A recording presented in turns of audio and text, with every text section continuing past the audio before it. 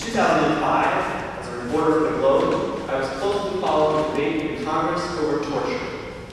At the time, Senator John McCain, the Arizona Republican, was in a big fight with the White House, as you may recall, over what limits there were, if any, on the techniques that American interrogators could use in trying to get information out of detainees captured in the war on terrorism. Back in 1988, President Ronald Reagan had signed a treaty saying the United States would never use cruel, inhuman, or degrading treatment on prisoners, no matter what the circumstances. And the Senate ratified that treaty in 1994. And so that seemed to mean that basically the issue was already settled. But in January 2005, Alberto Gonzales had revealed during his confirmation hearings to the Attorney General that the Bush administration legal team had come up with a theory. The theory was that this treaty only applied on United States soil, and so the president was free to use harsh techniques overseas.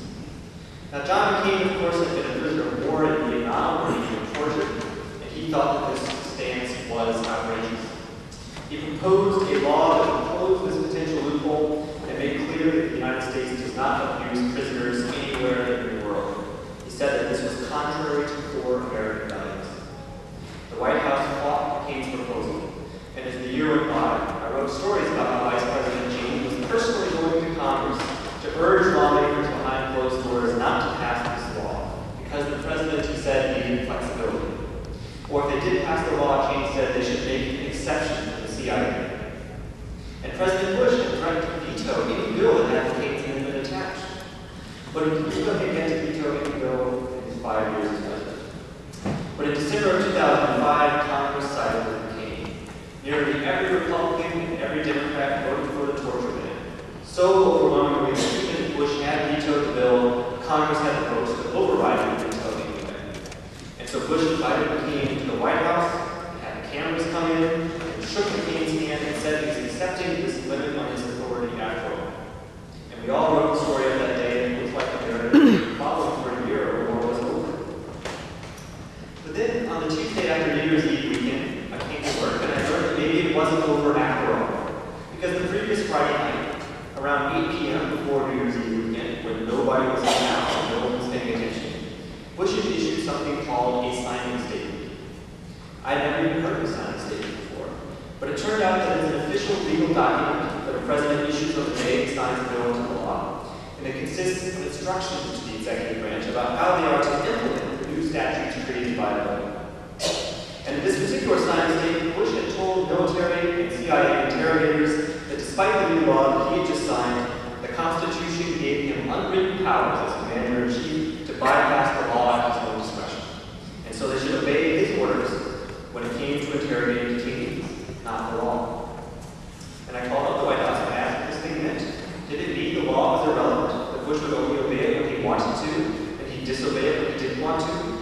And they put me on the phone with the presidential lawyer on the condition that I would print his name, and he said yes.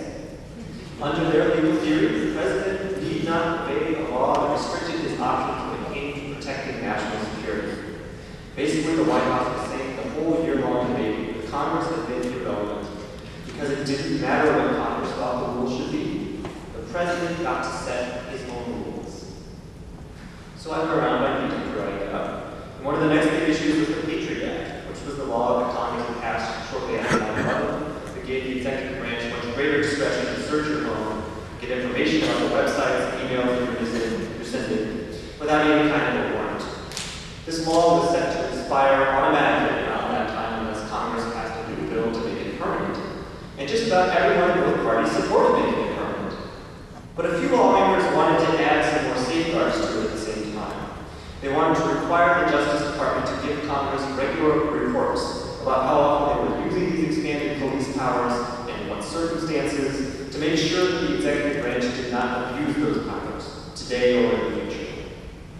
The White House hated this idea, and they fought it, but eventually they struck a compromise and agreed to a few more oversight provisions as a condition of getting the bill passed. And in March 2006, Bush invited the leaders of Congress, the media, to the White House and had another big ceremony where he signed the new Patriot Act. And we all wrote about it. And once again, I thought a story I had been following was over. Except once again that night, after the lawmakers and we reporters had gone